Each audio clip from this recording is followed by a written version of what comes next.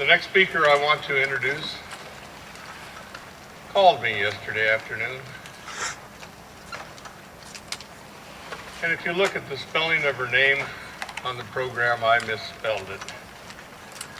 After all these years of making sure I didn't make a written mistake in the books I've written and the plaques that we've had engraved in bronze,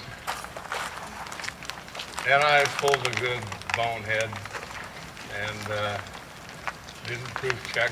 And so I began my end of the conversation with my apology, and she was so gracious.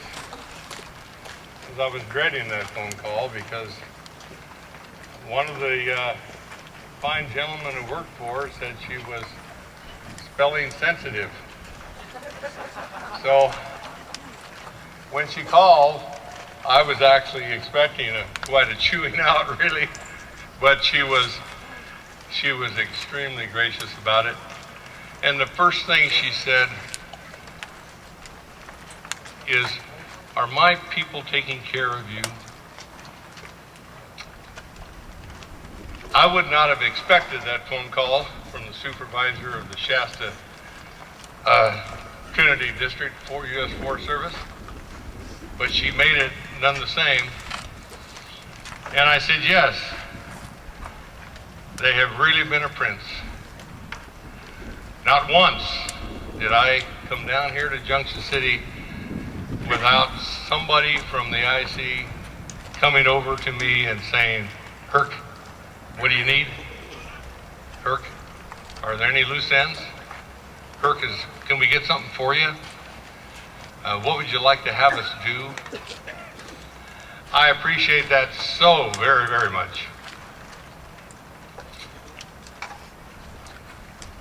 I've had a lot of ups and downs on this journey, and yesterday will be remembered as a plus.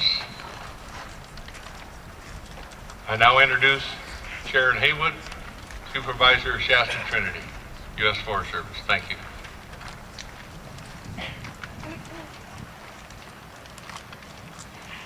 Thank you, Herc. I'm mostly sensitive about those other English words that are in different sentences in the letters, etc., that we write. I have worked through quite a number of fire seasons on the forest, and some have been worse than others. But as far as I can tell, this has never been a harder summer for this community and the broader community of firefighters and families and friends of firefighters. On the Shasta Trinity, we have slightly less than 200 firefighters, ranging from first season crew members, hell attack, water tender operators, support personnel, all the way through experienced specialists and managers. We are complex as a forest with respect to fire. Lots of fires on extremely challenging ground. Each year, the lightning rolls in, or the roadside fires start, and our firefighters go out to meet the challenge.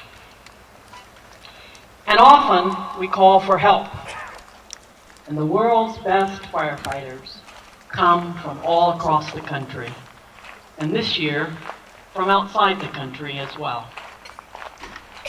I'm proud to speak for the employees of the Shasta Trinity National Forest. I'm proud of what they do and proud to stand with you today in honor of the people who came to help and gave everything. And so we gather today to support each other, to mourn, and to honor, and to pay respect to those fallen firefighters. Although I did not know these men, from what I have heard through the services, and the families, and the relatives, and the friends, I wish I had. From the seasoned pilots who loved to fly, who loved helicopters, to those fighting fire this summer because they wanted to make money for going to college this fall. To the young man referred to as a gentle giant, and the adjective that most often came to friends and family's mind when thinking of him is kind. To the young man who wrote, and I believe put on his bedroom wall, these words of wisdom: when the power of love overcomes the love of power, there will be peace in the world. I don't know if I will ever find the words to describe really the sorrow that I feel for these brave men and for those they left behind.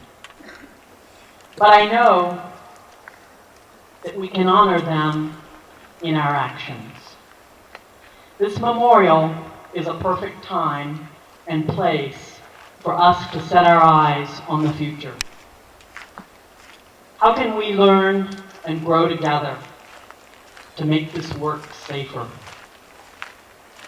How can we continue to attract and grow these guardians of the land and homes around us when the work asks so much of us? One answer is in front of me now, this group. We have this group to work with.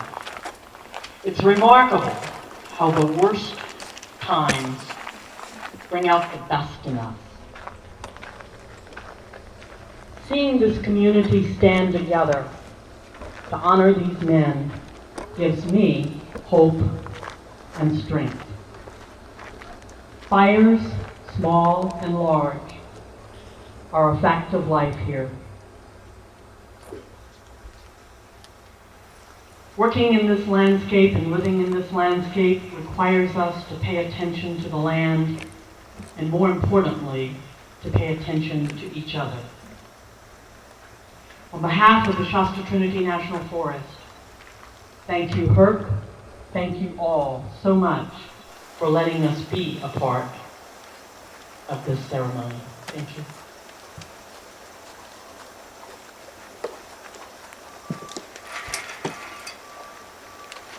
Is the representative here from Carson Helicopters? Thank you. Our next guest speaker, the Honorable Wally Herger, Representative, United States House of Representatives, 2nd District. Thank you.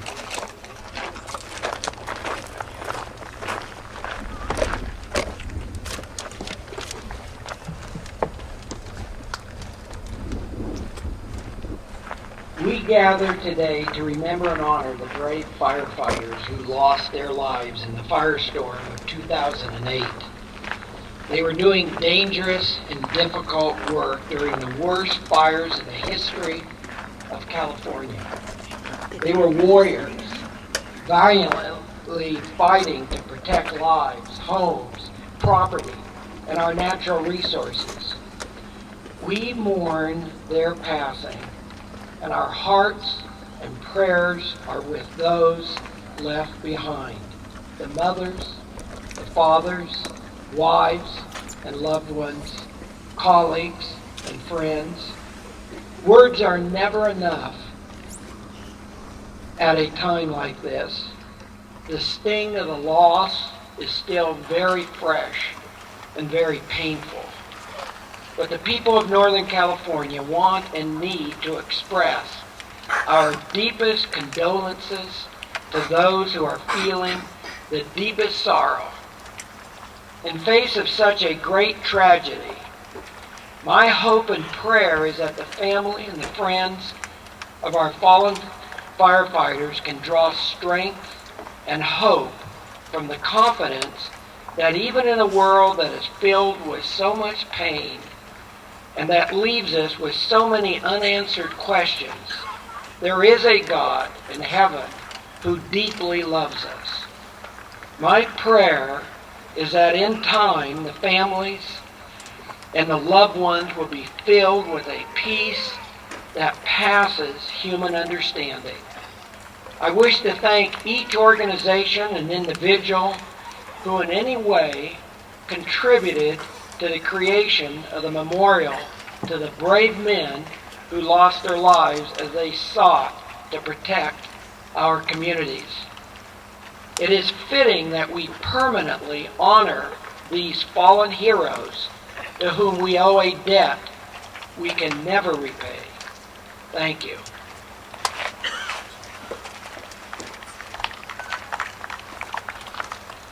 I need to extend an apology to our next guest speaker. He has another engagement to get to. His secretary asked me how long it would take for him to get from Junction City to Reading, and I said, well, for us normal folk, it's about an hour and a half, and she said, well, he'll make it in about an hour. And I introduced Douglas Malfa, our state assemblyman. He drives a hot Mustang.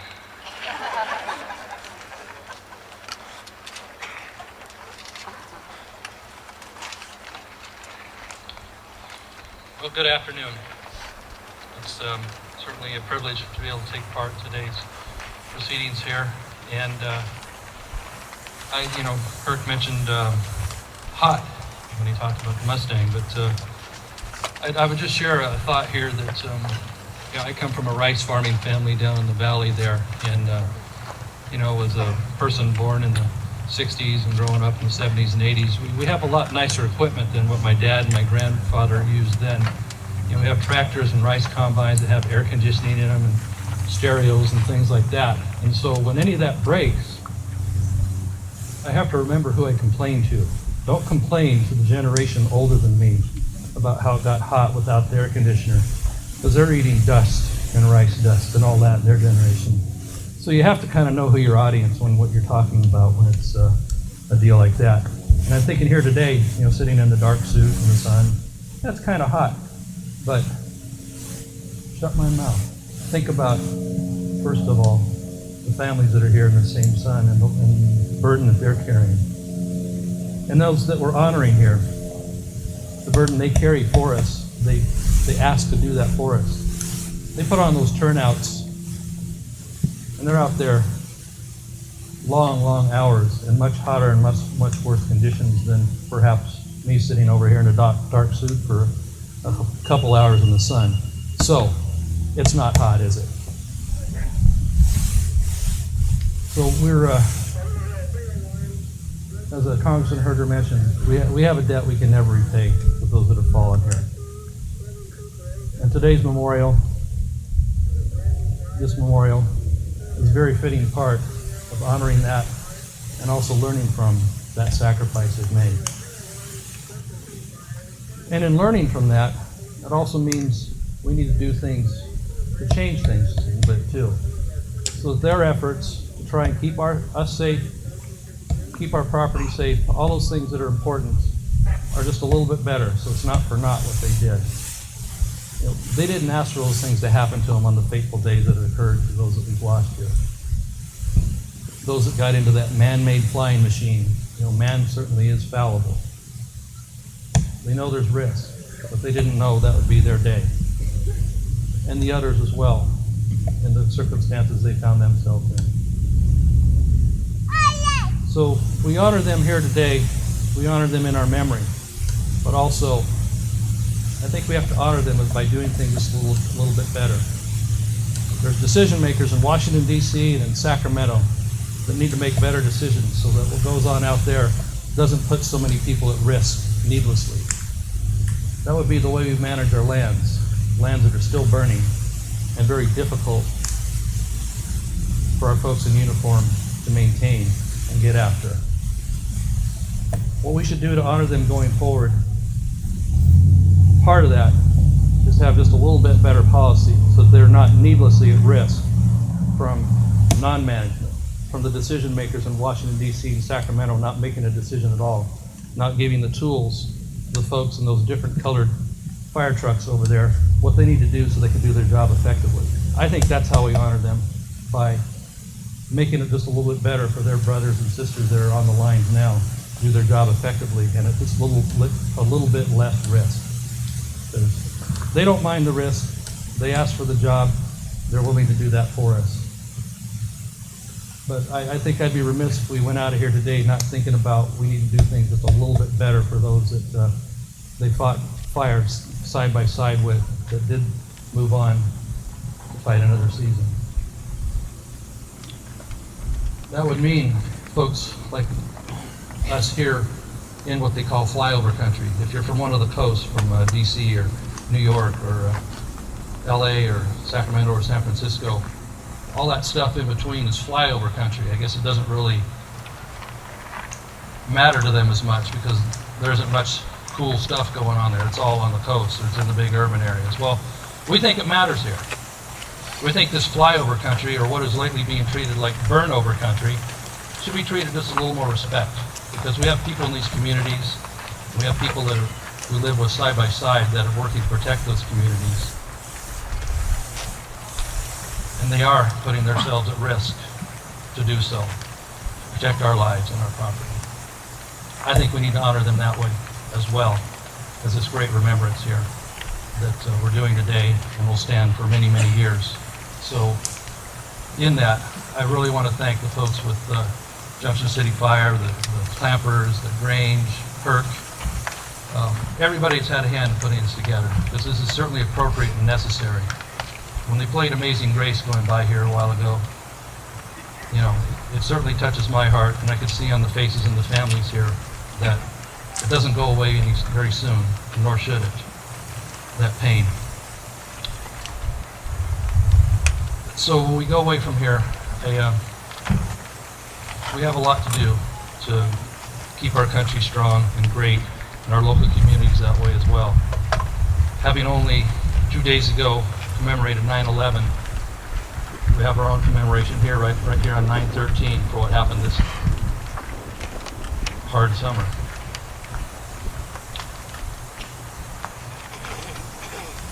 So from this point, the best that most of us can do is to remember in our prayers these families and their loved ones of those fallen, to wish God's comfort and healing and peace long term, and then go about doing our jobs as best as we can, whatever that is, in whatever role we have, whether you're in government or whether you're paying for government. We need to demand more, expect more for those that we honor today that have fallen, and for those that still have to hitch up and do that job every summer, day in, day out, and for those that have to live in the conditions here of the air quality that Trinity County here has been breathing. So with that, thank you all to the families, and we really wish God's blessings to you. We can't share the burden that you share. We can only try to from our remote places here, but we do appreciate it. I know my colleagues, Assemblywoman Byrd, myself, as part of the state legislature, greatly appreciate what you do for us each year. I know Congressman Herder does as well at the federal level, and all our local officials. But even more so, the great citizens out there that expect this of us. So with that, thank you all for your sacrifice. We wish we could help carry more of that burden, but God's blessings to you. Thank you.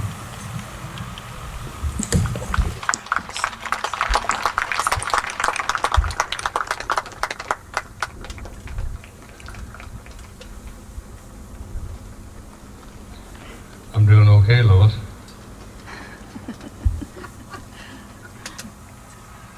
Along with my emotions that I usually hang out there on my sleeve, I suffer stage fright. The next gentleman I'd like to introduce is Mike Wheelock, the president of Grayback Forestry. And this man showed remarkable compassion in his speech in Medford on August the 15th. And I knew he was a man's man and a fellow that I would have been proud to work for. Joe cared so much for those who worked for him. Mike Wheelock.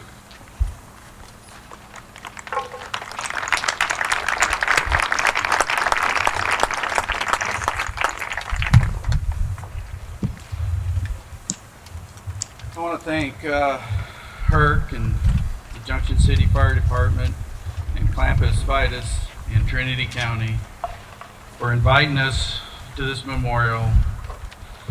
This dedication is at a site close to Iron 44 where we lost our brave firefighters. It means a lot to us inviting us here. This memorial is just another step in the healing and the grieving process for the families, the injured, the local community, and the fire service, and all those who've been affected. Trinity County is much like other small communities throughout the West, a blend of people living in a pristine rural setting.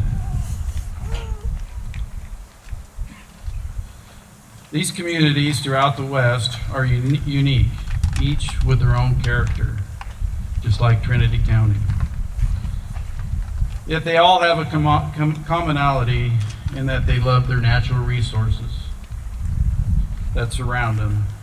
They're also very close-knit communities.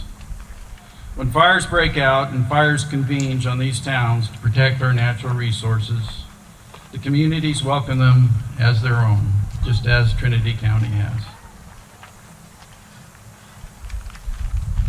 And should a firefighter fall protecting these natural resources, it is the same for the communities that has lost their own.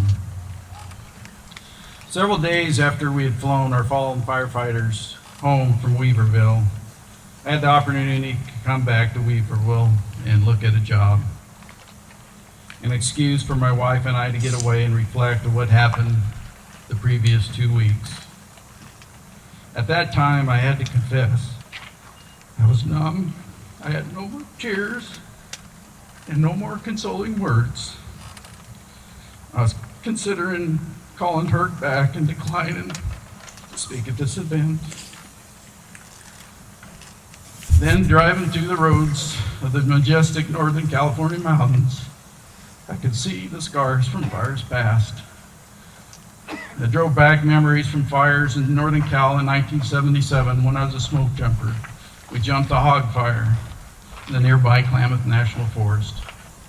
Since that time, there have been numerous campaigns in Northern California, each with its own story. The campaign fires in 2008 in Northern California will go down in California history as some of the longest duration, the largest, and one of the most costly with life and property. After I arrived in Weaverville on this trip, I saw a community that was still under siege. After 2 months, life was still not back to more normal. The sun was still being blocked out. The roar of helicopters was still going on. As we drove through town, we saw in front of the storefronts and restaurants the overwhelming sign of appreciation and sympathy from Trinity County, honoring the firefighters and the fallen. At that moment, it occurred to me that the community was still grieving and still needed healing. My heart was touched, and I knew then that we were to be a part of the healing process of Trinity County. My words won't mean much, but people coming together, honoring the fallen, will last a lifetime. Most wildland firefighters who have been around a while have spent many tours away from their loved ones, protecting life, property, and our natural resources. Most have known someone who's given the ultimate sacrifice, like the ones we are here honoring today. You are also part of the grieving and the healing process today.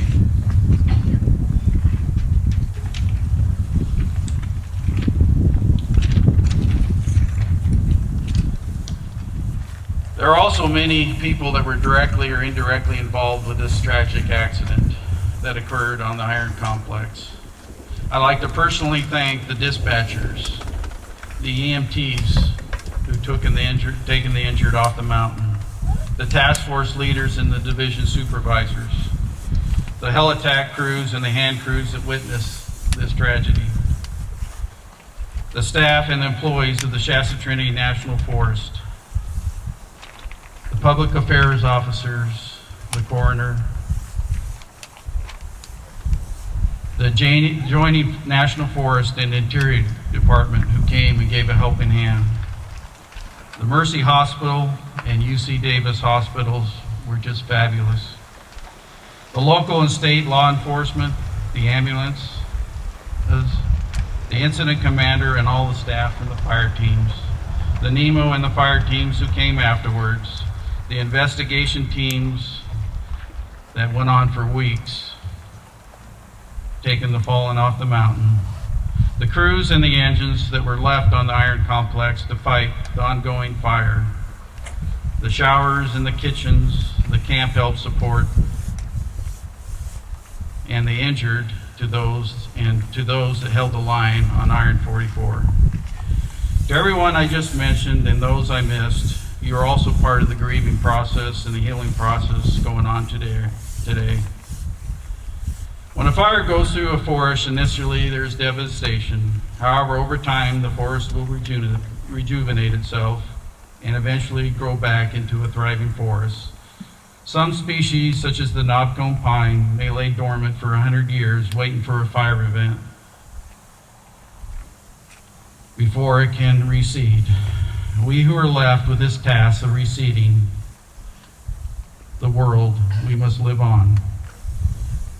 We can honor these brave firefighters who've given the ultimate sacrifice by being kind to one another, showing compassion, fellowship with those who are hurting, forgiving those who have wronged us, and most of all, love one another. These are all antidotes for bitterness, anger, guilt, fear, sadness, and depression. And I'd like to close with a request from all of you. After the memorials are over and the casseroles are put away, don't forget about the families and those closest to the fallen firefighters, particularly during the holidays and special occasions. It is then when they'll need you the most. Thank you for the opportunity to share today.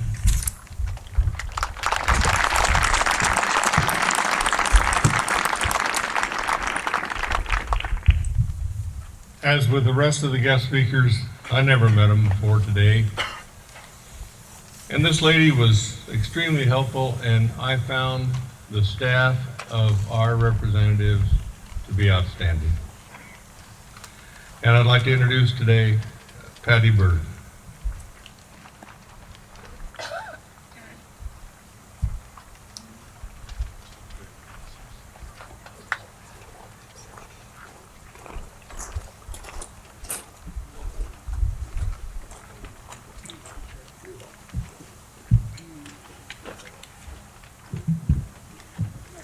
Good afternoon.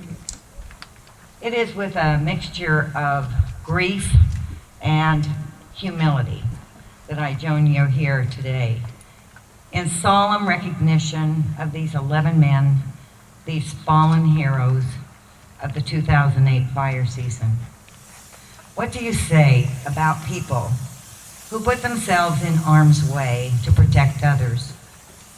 What can be said about 11 men who fought these fires so gallantly so that we might not lose our homes or our lives? Words, however eloquent, however well chosen, are inadequate to express the grief of such great and sudden loss.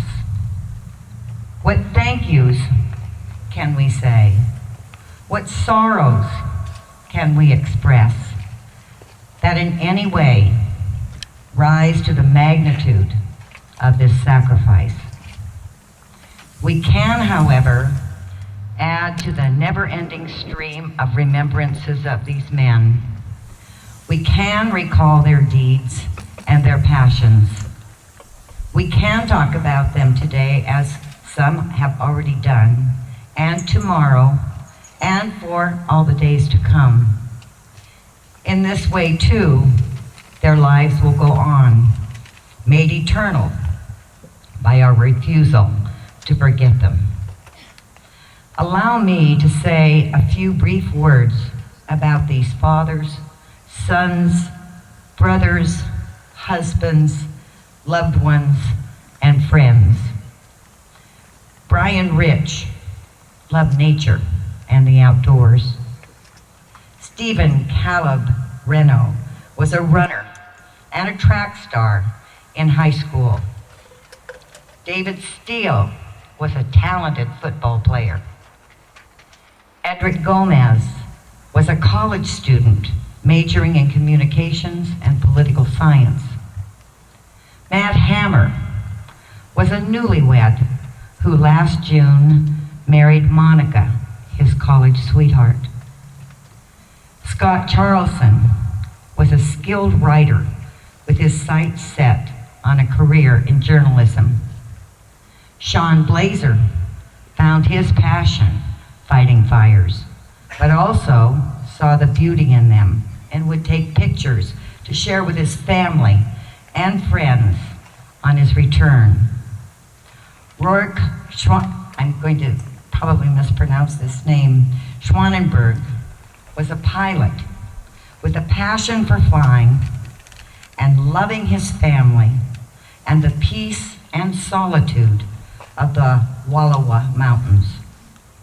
Jim Ramage loved flying helicopters so much that just after 11 days of retirement, he went back to work as a helicopter inspector. Andy Palmer, a National Park Service firefighter, was a young man in love with his big red Dodge Turbo diesel truck. And Chief Dan Parker lobbied the Washington State Legislature for a law banning teak surfing or body surfing behind a moving boat after 2 college-age women died on Lake Tapps. SB 6364 was signed into law March 20th, 2006. These men led full and meaningful lives, and I believe they would not want us to forget the 4 survivors of that helicopter crash, 2 who I had the very good fortune to have lunch with today, Jonathan and Michael. We send those men and their families strength and our heartfelt wishes for a full recovery. Let us pray we never see a fire season this tragic again. The plaque that we are dedicating today will serve as a reminder of the honor and reverence with which we hold these fallen heroes in our hearts. Our love and warmth, our deepest gratitude, goes to the families, to their families. What can we say about 11 men who gave their lives protecting us? We will never forget. We will never forget. Thank you.